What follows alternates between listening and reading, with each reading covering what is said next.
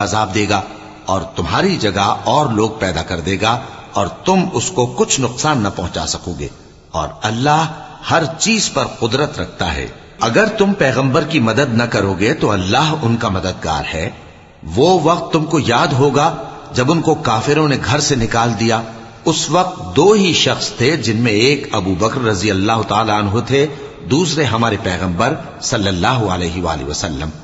جب وہ دونوں غار ثور میں تھے، اس وقت پیغمبر اپنے رفیق کو تسلی دیتے تھے کہ غم نہ کرو، اللہ ہمارے ساتھ ہے۔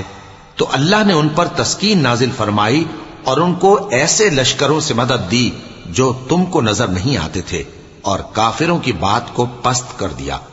اور بات تو اللہ ہی کی بلند ہے، اور اللہ زبردست ہے، حکمت والا ہے۔ تم ہتھیار تھوڑے رکھتے ہو یا بہت، گھروں سے نکل آؤ اور اللہ کے رستے میں مال اور جان سے